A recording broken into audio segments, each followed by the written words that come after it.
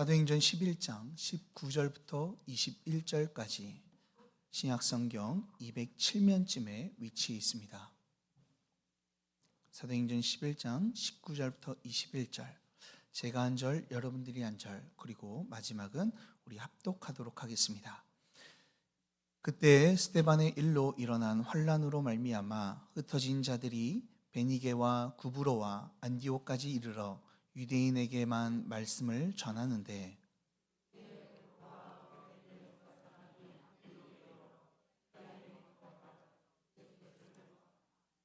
합독하시겠습니다. 주의 손이 그들과 함께 하심에 수많은 사람들이 믿고 주께 돌아오더라. 아멘. 할렐루야. 자, 우리 양옆으로 앞뒤로 우리 할렐루야라고 인사해 보도록 하겠습니다. 할렐루야. 예, 할렐루야. 반갑습니다. 예. 다들 즐거운 명절 보내셨나요? 예, 어떤 분들은 멀리 내려갔다 오셔가지고 피곤하실 수도 있고, 그리고 이 인천 안에 머물러 있으신 분들도 있을 거라고 생각이 듭니다. 그러나 이 명절 가운데, 이 긴 연휴 가운데 이 가족들과 즐거운 시간을 보내고 이 평안함을 누렸을 거라고 저는 믿습니다. 이러한 기쁨과 평안함이요, 우리가 2025년도에는 계속해서 이루어지는 은혜가 있길 간절히 소망합니다. 자, 벌써 이제 2025년 1월이 지나고요, 이제 2월이 이제 다가왔습니다. 참 시간이 빠르다라는 이런 생각이 좀 들기도 합니다.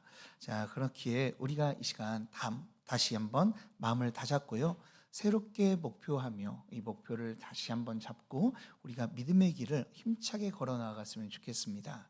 자, 그래서 우리 한번요 2025년 표어를요 한번 읽어보도록 하겠습니다. 자, 우리 한번 다 같이 한번 외쳐볼 거예요.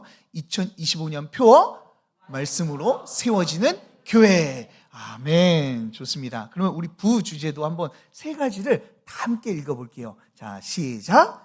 말씀을 배우자, 말씀을 따르자, 말씀을 전하자. 할렐루야. 좋습니다. 자, 우리가 이 하나님의 말씀을 배우고 전하는, 우리 따르고 전하는 우리 교회가 되어졌으면 좋겠습니다. 자, 우리가 말씀을 배우면요, 말씀을 배우는 건 상당히 중요하죠. 그 이유는 말씀을 배울 때 우리가 하나님의 뜻을 알 수 있기 때문에 그래요. 그러나 배우는 것만으로 충분할까요? 그렇지가 않습니다. 배우기만 하고 따르지 않는다는 것은요, 그저 좋은 씨앗을 받아놓고 땅에 심지 않는 것과 똑같다라고 이야기할 수가 있어요. 씨앗을 심어야지만 열매를 맺고 우리가 그 과실을 누리며 우리는 살아갈 수 있죠. 자, 그렇기 때문에 우리도요, 이 말씀을 배운 것뿐만 아니라 어떻게 해야 됩니까? 하나님의 말씀을요 따라야 되는 거예요. 그리고 그 삶 속에서 실천해야 되는 것이죠. 자, 이런 실천하는 모습이 우리에게 너무나도 필요한데, 만약 우리가 이 말씀을 실천하지 않으면 어떻게 됩니까? 우리 다음 세대들에게 실망을 주고, 그리고 그 다음 세대들이 이 낙심하며 이 교회를 떠나게 된다라고 말씀을 드렸습니다.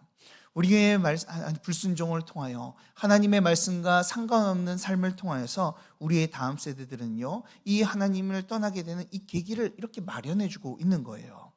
반대로 우리가 하나님의 말씀을 잘 따르면 어떻습니까?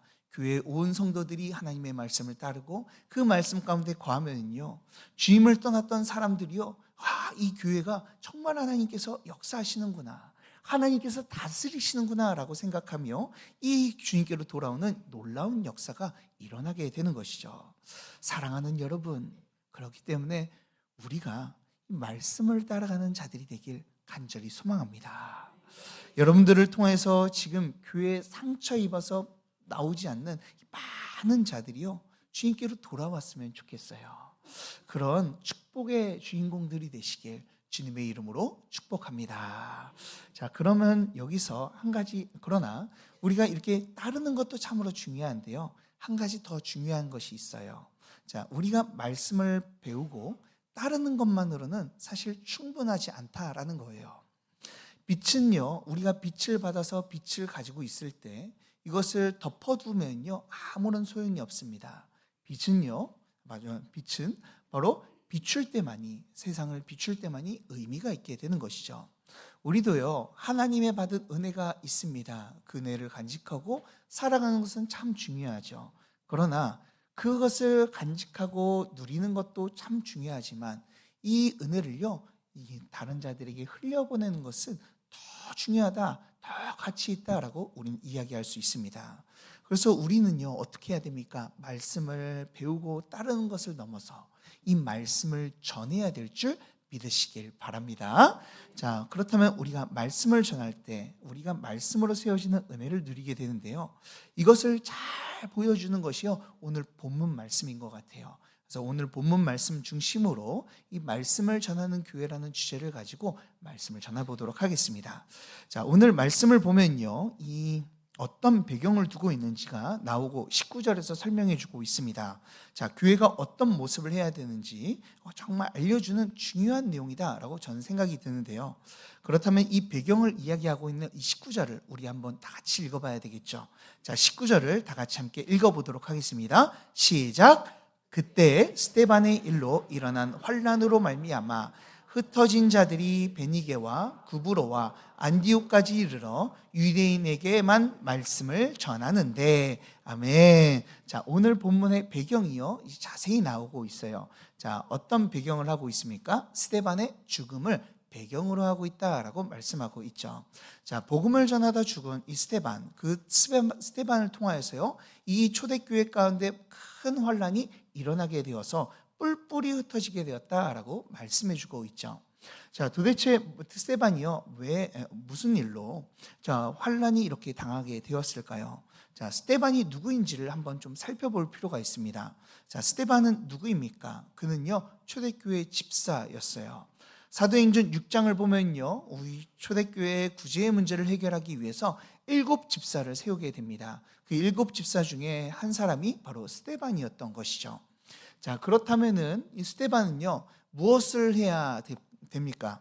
구제 사역을 잘 감당해야 돼요. 그래서 구제 사역을 하라고 뽑은 사람이기 때문에 구제 사역을 교회 안에서 잘 감당해야 되는 것이죠. 그런데요, 참 아이러니하게도 사도행전 6장 8절을 보면요, 스데반은 구제만을 하지 않습니다. 자, 8절을 보면, 사도행전 6장 8절을 보면 이렇게 이야기합니다. 스데반이 은혜와 권능이 충만하여 큰 기사와 표적을 민간에 행하였나니 라고 이야기를 해요. 자, 이 말은요, 무엇입니까? 표적과 기적을 보이면서 하나님의 말씀을 전했다라고 말씀하고 있는 것이죠. 자, 스데반은요, 단순히 구제만 하지 않았습니다. 오히려 하나님의 말씀을 전하는데 더 힘썼다라는 거예요. 자, 성경에서는 스데반이 얼마나 구제를 잘했는지, 그리고 구제 사역이 얼마나 뛰어났는지를 이야기해 주지 않습니다. 아니, 구제 사역을 안 한 것처럼 표현을 해요. 오히려 스데반은요, 하나님의 말씀을 전하는데 열심을 냈던 것들로 이렇게 보여져요. 그리고 그 이 복음을 전하다가요, 사람들의 모함을 통하여서 공회에 붙잡혀서 신문을 받게 되고 결국 사람들에게 돌을 맞아서 초대교회의 최초의 순교자가 되게 되죠. 자, 여러분, 여기에서 한 가지 의문점이 생기지 않습니까? 스데반은 왜 구제만 하지 않고 왜 이렇게 복음을 전했을까요? 사실 그가 구제 사역만 열심히 했다면요, 자신이 맡은 일만 열심히 했다면 그는 죽지 않았을 거예요. 우리는 보통 그렇게 생각하지 않습니까? 자, 집사는 구제를 하고 목사는 설교를 하고 교사는 가르치기만 하면 되지. 그리고 교회에서 봉사를 하는 사람들은 식당 봉사를 열심히 하고 교회 청소를 하면 되지 라는 우리는 이런 생각을 가지고 있습니다. 그래서 교회에 나와서 열심히 봉사하기도 하고요, 맡은 일을 가지고 교회에서 헌신을 하기도 하죠. 목자장으로서 부름받아서 목자장으로서 목원들을 잘 이끌며 이 목장을 잘 이끌어 나가는 것을 열심을 냅니다. 자, 그렇다면 스데반도 그래야 되지 않겠습니까? 나가서 복음을 전하는 것이 아니라요, 무엇을 해야 돼요? 구제 사역을 열심히 해야 되는 거예요. 그런데 스데반은요, 초대교회에서 구제 사역을 맡았지만요, 그렇게 하지 않고 나가서 복음을 전했습니다. 왜 그럴까요? 그 이유는요, 그는요, 더 본질적이고 중요한 일이 있다라는 것을 그는 알았기 때문에 그래요. 그것이 무엇이죠? 바로 복음을 전하는 거예요. 단순히 육신을 위해 물품을 나눠주는 것뿐만 아니라 영혼을 살리고 그 영혼들을 채우는 것, 사람들을 살리는 것이 너무나도 중요하다는 것을 그는 깨달았던 것이죠. 그래서 그는요, 구제를 넘어서 복음을 더욱더 열심히 전하였고 그로 인하여서 순교를 하게 되었어요. 왜요? 그는요, 복음을 전하는 것이 하나님을 따르는 가장 큰 모습이기 때문이다라고 생각했기 때문이에요. 교회는요, 구제를 잘해야 됩니다. 어려운 사람들을 많이 도와줘야 돼요. 그리고 말씀도 배워야 되고요, 말씀을 따라야 됩니다. 그러나 그 모든 것보다 더 중요한 거 있어요. 그게 뭡니까? 바로 하나님의 말씀, 이 생명의 말씀을 전하는 것임을 믿으시길 바랍니다. 왜 우리가 말씀을 전해야 될까요? 고린도전서 13장 1절에서 3절을 보면 이렇게 이야기를 합니다. 제가 고린도전서 13장 1절 3절 제가 한번 읽어드릴 텐데요, 우리가 잘 아는 말씀이죠. 자, 이렇게 말씀합니다.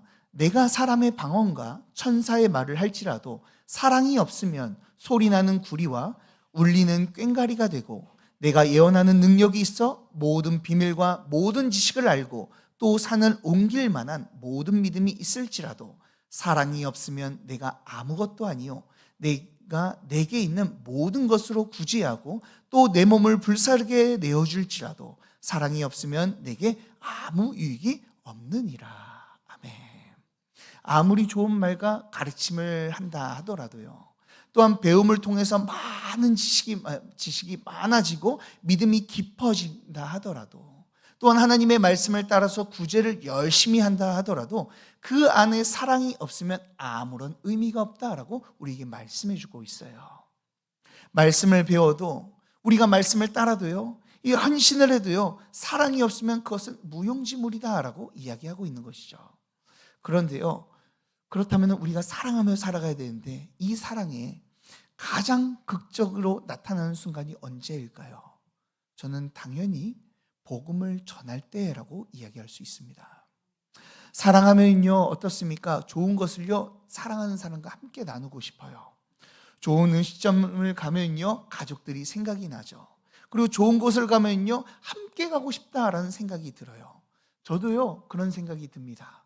제가 좋은 목사님들과 함께 이제 좋은 것을 때때로는 대접을 받을 때가 있어요. 제 분수에 넘치게 좋은 것을 대접을 받으면 어떤 생각이 들까요?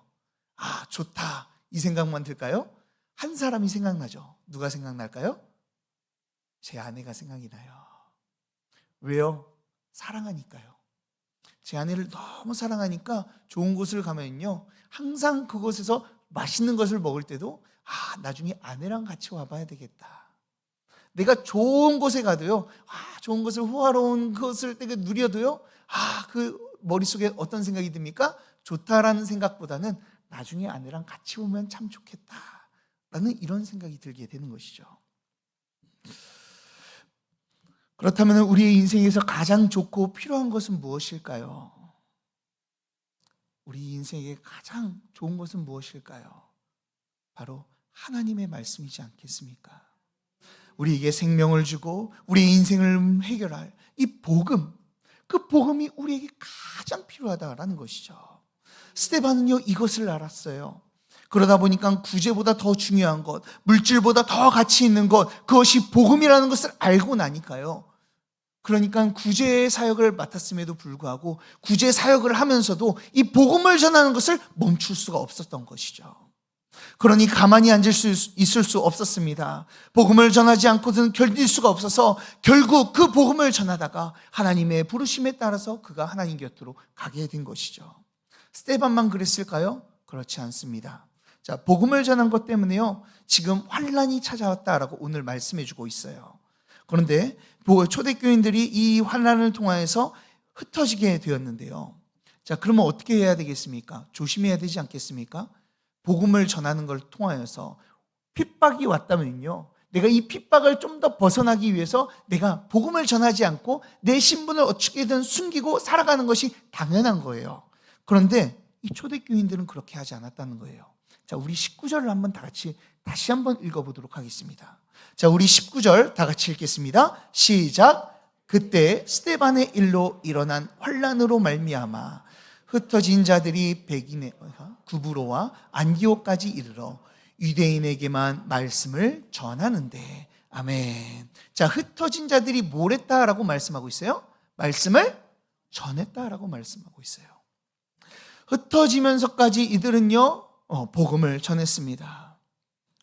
자신에게 핍박을 주는 이 복음임에도 불구하고 그 핍박 속에서도 그들은 도망치는 그 가운데서도, 흩어지는 그 가운데서도 복음을 전했다라는 거예요. 왜 복음을 전했습니까? 그들은요, 가장 가치 있는 것이 복음이라고 여겼기 때문에 그래요. 사랑하는 여러분, 여러분들에게 가장 가치 있는 것은 무엇입니까?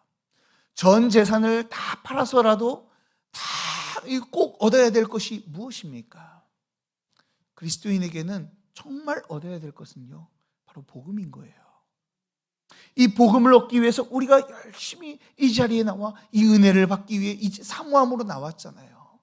그것을 가치를 알기 때문에 이 자리에 나와 하나님의 말씀을 듣고 있잖아요. 그렇다면 우리가 어떻게 해야 되겠습니까?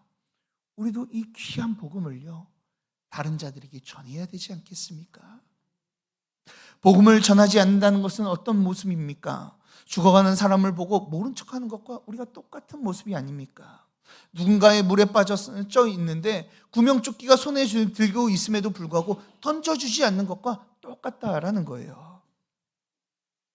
복음을 전하는 것은요, 진짜 사람들을 사랑하는 길입니다. 복음을 전하는 것은 생명을 살리는 길인 것이죠. 그러니 우리 교회가요, 이런 복음을 전하며 하나님의 말씀을 전하는 교회가 되길 간절히 소망합니다. 자, 그런데요, 만약에 교회가 이 복음을 가지고 있는데요, 이 복음을 전하지 않으면 어떤 일이 벌어질까요? 자, 초대교회 성도들은요, 예수님의 이름을 전하는 것으로 인해서 핍박을 받고 흩어졌어요. 자, 그런데 이들이 왜 환난을 당하고 그리고 핍박을 받아서 이렇게 뿔뿔이 흩어졌는지 한번 좀 생각해 볼 필요가 있습니다.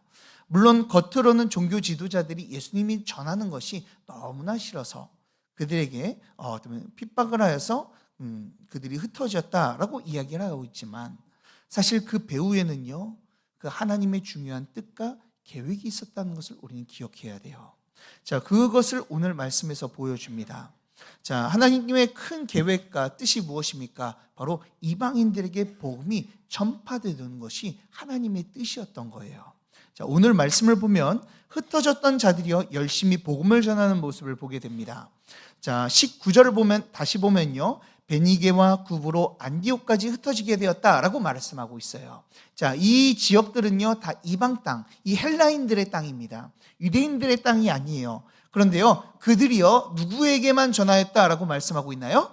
유대인에게만 전하였다, 말씀을 전하였다라고 말하고 있어요. 자, 왜 이들이 유대인들에게만 말씀을 전했을까요? 자, 이들은요, 여전히 하나님께서 유대인들의 하나님이라고 그들은 믿었기 때문에 그래요. 예수님께서는 모든 민족에게 복음을 전하라고 이야기하시고요, 승천하셨어요.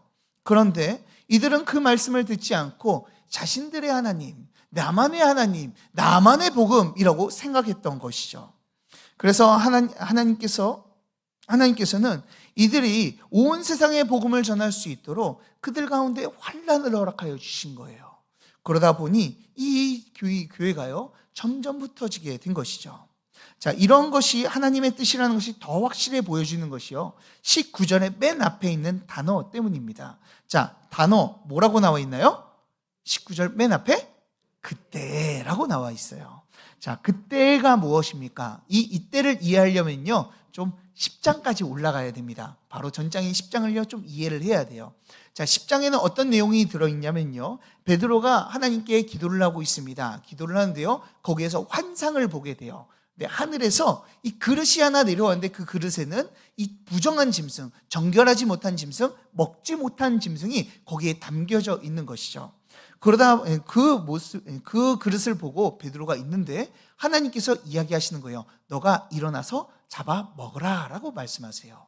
그러니까 베드로가 깜짝 놀라는 거죠. 부정한 짐승을 어떻게 먹을 수가 있겠습니까? 율법에서 허락하지 않는 짐승을 어떻게 먹을 수 있겠습니까? 라고 이야기를 합니다. 그러자 하나님께서 내가 정하게 했으니 잡아먹어라. 내가 정하게 했는데 왜 잡아먹지 못하느냐라고 그에게 책망을 하시죠. 이런 일이 3번 있게 된 다음에 환상이 깨어나 보니 베드로에게 한 사람이 찾아왔어요. 그 사람은요, 경건한 이방인 고넬료라는 사람이었습니다. 고넬료의 이 사람이었습니다. 자, 고넬료가 베드로를요 집으로 초청하고 싶다라는 것을 전달하러 온 거예요. 자, 그 이야기를 듣고 베드로가 고넬료의 집에 가서 그곳에서 그 고넬료의 가족이 모인 곳에서 설교를 하게 되는데요, 그때 놀라운 성령의 역사가 일어나게 됩니다. 사도행전 2장에 유대인들에게 임하였던 성령의 역사가요, 이 유대인들에게만 일어나는 것이 아니라 이방인들에게도 내려지는 것을 경험하게 돼요. 그러자 베드로는요, 하나님은 유대인들의 하나님일 뿐만 아니라 이방인들에게도 구원의 길을 열어주구나 라는 것을 그는 깨닫게 되는 것이죠. 그리고 그것을 통하여서 그는요, 예루살렘에 돌아가 그런 내용들을 보고하고요, 이방인에게도 구원이 있다라는 것을 이제 공표를 하게 되었어요. 근데 공표를 했는데요, 다른 사람들은 잘 모르죠. 그때 이방인들에게도 구원이 있다는 것이 선포되었을 그때, 여전히 초대교인들은 어떤 모습을 가지고 있어요? 하나님의 말씀을요, 유대인들에게만 전했어요. 그래서 하나님께서는 그들에게 환난을 주시고 흩으심을 통하여서 하나님의 복음을요, 이방인들에게도 전하게 하셨죠. 한번 볼까요? 20절을 보면 이렇게 나옵니다. 그 중에 구브로와 구레네 몇 사람이 안디옥에 이르러 헬라인에게도 말하여 주 예수를 전파하니. 아멘.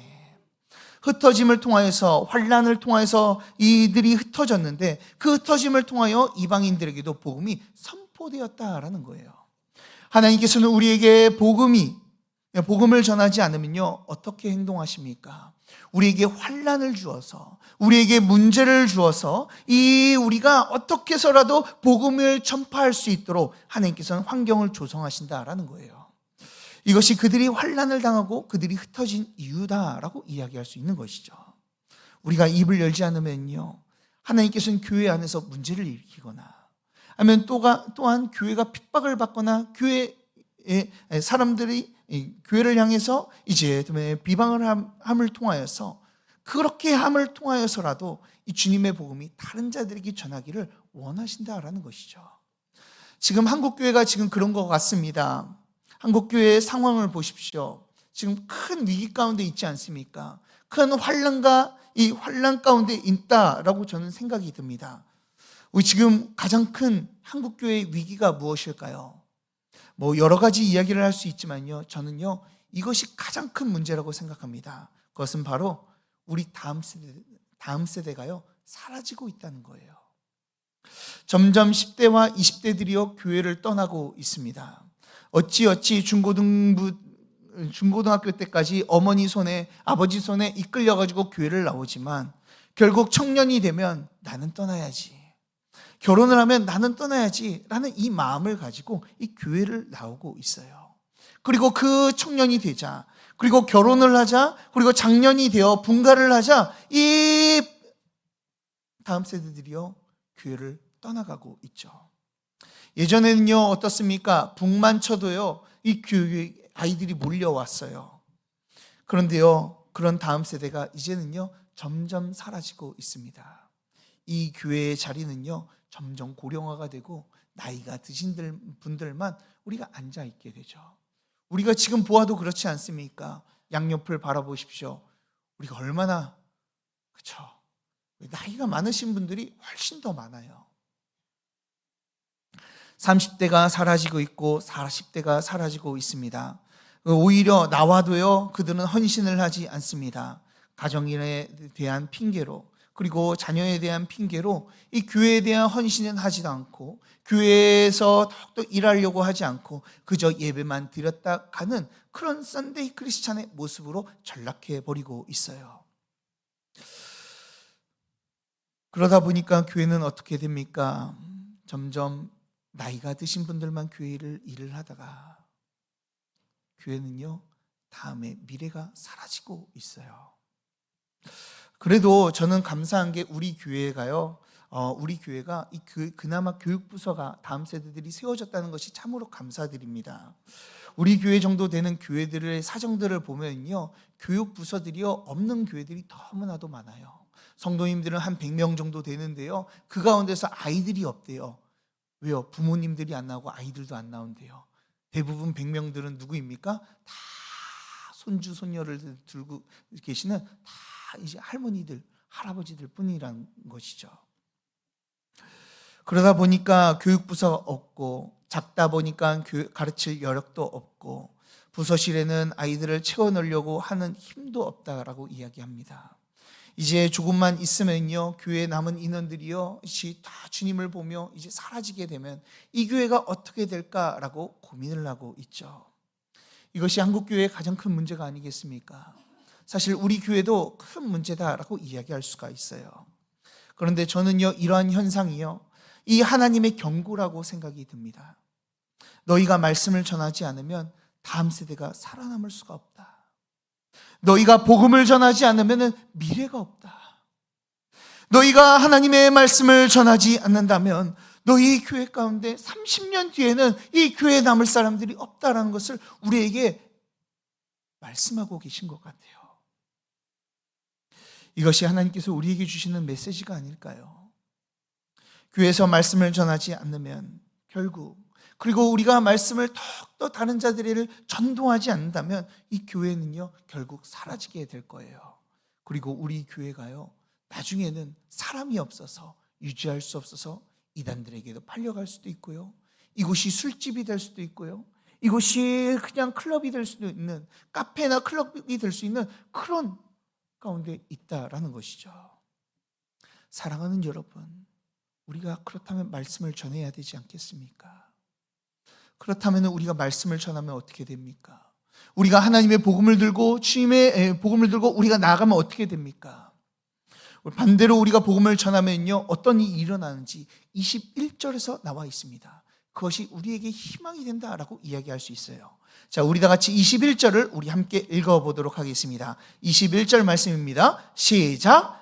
주의 손이 그들과 함께 하심에 수많은 사람들이 믿고 주께 돌아오더라. 할렐루야. 복음을 전하니요, 수많은 사람들이 믿고 주께 돌아왔다라고 말씀하고 있어요. 그리고 나서 이 안디옥이라는 지역이요, 안디옥 교회가 세워지게 됩니다. 우리가 입을 열어 주님을 전할 때 주님께서 우리와 함께 하실 거예요. 그리고 수많은 자들이요, 주님께로 돌아오는 놀라운 역사가 우리 가운데 일어날 줄 믿습니다. 그러니 사랑하는 여러분, 우리가 말씀을 배우는 것 너무나도 중요하죠. 하나님의 말씀을 따르고 살아가는 것 너무나도 소중합니다. 그러나 우리가 그것을 넘어서 이 귀한 말씀, 그 생명의 말씀을 다른 자들에게 전하길 간절히 소망합니다. 그렇다면 우리가 복음을 전하면요, 하나님께서는요, 점점 우리를 부흥시켜 주실 거예요. 우리가 지금 복음 전하지 않는다면, 하나님의 말씀을 전하지 않는다면 이 한국교회는, 또한 우리 소망교회는 점점 쇠퇴해 갈 것이에요. 그러니 사랑하는 여러분, 우리의 입을 열어 주님의 말씀을 전합시다. 주님께서 강한 손으로 우리와 함께 하셔서 우리에게 부흥을 허락하여 주실 겁니다. 이 시간 하나님의 말씀을 전함을 통하여서 하나님의 말씀을 배우고 따르고 전하여 주님의 말씀으로 세워지는 교회가 되길 주님의 이름으로 축복합니다. 자, 그렇게 저는요, 오랫동안요, 우리가 말씀을 전하는 데 있어서 우리 세 가지의 모습을 가지고 이 말씀을 전했으면 좋겠습니다. 자, 그것은요, 첫 번째는요, 말씀을 가르치는 데 좀 힘썼으면 좋겠어요. 자, 다음 세대가 사라지고 교회의 사람들이 떠난 이유가 무엇일까요? 제가 어제 이제 이번 연도 이 올해 여름 수련회를요, 준비하려고 이제 연합 수련회를 준비하려고 네 교회가 이제 청년 교육자들이 모였습니다. 그래서 이번에 주제를 정하고요, 이 장소를 정하려고 날짜를 정하고, 그리고 이제 어느 정도 프로그램이나 일정 같은 걸 정해놨어요. 자, 그렇게 모여가지고요, 한 사람 한 사람에게 주제를 정할 때 한 사람 한 사람에게 물어봤습니다. 자, 교회 청년들의 실정이 어떠냐고 물어봅니다. 자, 그러니까요, 거의 다 대부분 비슷하더라고요. 자, 교회 실정을 듣게 되는데요, 아이들이 왜 청년들이 교회에 나오는지를 알지를 못한대요. 그저 어머니의 손에 이끌려가지고 나오는 청년들이 대부분이고, 왜 예수님을 믿어야 되는지, 왜 교회에 나와야 되는지, 왜 내가 이곳에 있어가지고 예배를 드려야 되는지 알지 못하고 예배를 드린다고 한답니다. 그러니까 그들의 예배의 모습이 좋을까요, 안 좋을까요? 좋지가 않아요. 그래도 저는 좀 희망이 있는 게요, 우리 청년들이요, 우리 청년들은 조금 다른 것 같아요. 조금 다른 것 같아요. 그래서 뭔가 열심히 하려고 하고 주님을 예배드리는데 힘쓰고 이러니까 제가 너무나 감사합니다. 그런데요, 왜 이들이요 억지로 끌려 나올까요? 왜 억지로 이렇게 교회에 나와 예배도 억지로 드려서 제대로 드리지 못할까요? 무엇을 믿는지 알지 못해서 그래요. 그렇기에 우리는요, 그 아이들을 열심히 가르쳐야 됩니다.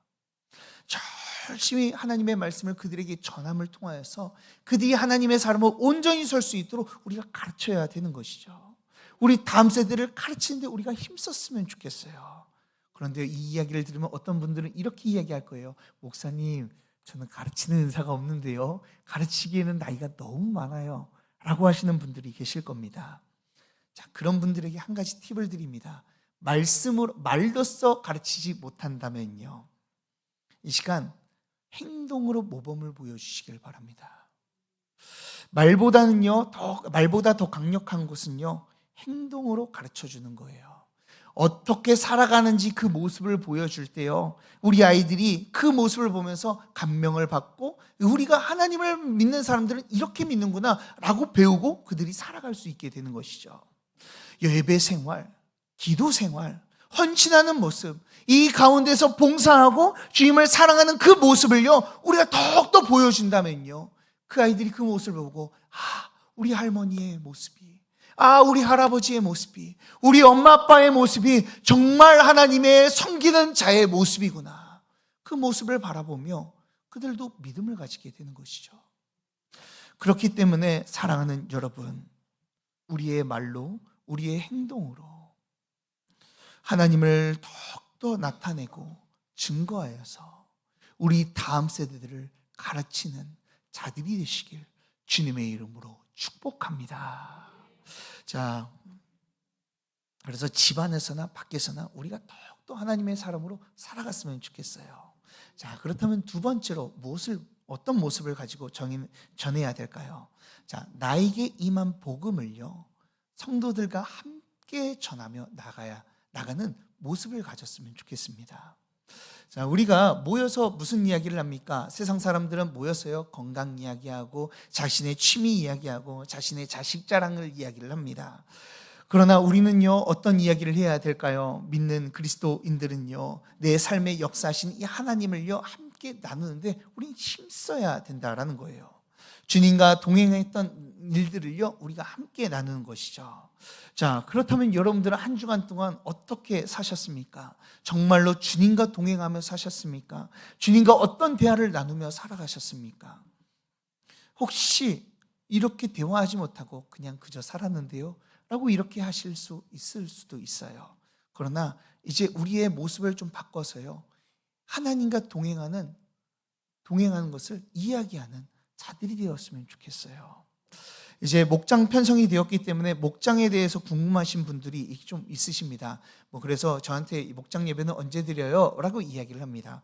제가 지금 여기에서 말씀을 드리겠습니다. 목장 예배는요, 3월부터 드리도록 할 거예요. 자, 그 이유는요, 제가 목장 헌신 예배 때 이게 다시 따로 말씀을 드리도록 하겠습니다. 그런데 여기에서는요, 다른 것을 좀 말씀을 드릴 텐데요. 자, 목장 예배를 드릴 때 우리가 무엇을 해야 할까요? 자, 목장 예배를 드릴 때는요, 목자장의 인도를 따라서 찬양하고 말씀을 듣고 그리고 주기도문으로 예배를 마치죠. 그런데 그것만큼이나 중요한 게 있습니다. 그게 무엇인 줄 아십니까? 바로 성도들이 교제하는 거예요. 목장 예배 드리는 것도 너무나도 중요하지만 성도들이 함께 교제하는 것이 너무나 중요해요. 근데 그 교제를 할 때 무엇을 하냐면요, 그냥 내가 여기 갔는데 너무나 좋았더라, 저거 했는데 내가 너무나 기뻤더라, 내게 이런 일이 있었다, 이런 일상을 나누는 것도 참 좋지만 그것보다 더 중요한 것은요, 모여가지고 무엇을 해야 돼요? 목장이 모여서 하나님께서 나에게 주신 은혜, 하나님께서 동행하셨던 일주일 동안 동행했던 그 이야기들을 함께 나누는 거예요. 이번 주에 살아가면서 내가 하나님께서 이런 은혜를 주셨어. 내가 오늘 지난주에 수요 예배 나갔는데 하나님께서 이렇게 얘기하는데 내 마음에 너무나 와닿았어. 그렇다면 난 이렇게 살아가고 싶은데 우리 함께 기도해 주실 수 있겠니? 라고 하며 기도를 부탁하며 같이 하나님을 이야기하며 나아가야 되는 것이죠. 그렇게 이야기할 때 우리가 어떻게 됩니까? 하나님으로 충만하게 되는 거예요. 내가 경험하지 못한 하나님, 저 사람을 통해서 내가 경험하게 되고, 저 사람이 경험하지 못한 하나님, 내가 내 삶을 통하여서 역사하신 그 하나님을 같이 나눔을 통해서 그 사람도 알아서 우리 교회가요, 이 목장 모임이요, 더욱더 하나님의 은혜로 충만하게 되어지게 되는 것이죠. 그래서 우리가 모여서 힘써야 될 것이 무엇입니까? 내게 역사하신 하나님을 전하는데요, 우리가 힘써야 되는 거예요. 그럴 때 우리 가운데요, 하나님의 은혜로 충만하게 되어지는 것이죠. 사랑하는 여러분, 저는요, 우리 성도님들이 서로 하나님의 살아계신 그 은혜를요, 끊임없이 나누는 우리 성도님이 되길 간절히 소망합니다. 그래서 우리 교회가요, 이 하나님의 풍성하신 은혜와 이 말씀을 통하여서 온전히 세워져서 하나님으로 인하여 기뻐하고 즐거워하며 주님의 더욱더 영광 올려드리며 나아가는 우리 복된 교회가 되길 주님의 이름으로 축복합니다. 자, 그렇다면 마지막 세 번째 짧게 이야기하겠습니다. 세 번째는 무엇을 해야 될까요? 우리가 말씀을 전해야 되는데요, 이 말씀을 어떻게 전해야 될까요? 바로 믿지 않는 자들에게 전도로서 전해야 되는 것이죠. 복음을 전파하는 거예요. 주님의 복음을 전파하는 것은 무엇입니까? 바로 이 주님이 교회에 주신 사명이라고 이야기할 수 있어요. 우리 주님께서 하늘로 승천하시기 전에 분명히 말씀하여 주셨습니다. 너희들은 가서 제자를 삼고 그리고 주님의 복음을 전파하라고, 전도하라고 우리에게 명령하여 주셨어요. 그 명령에 따라요, 지금 우리 교회도 열심히 전도했었습니다.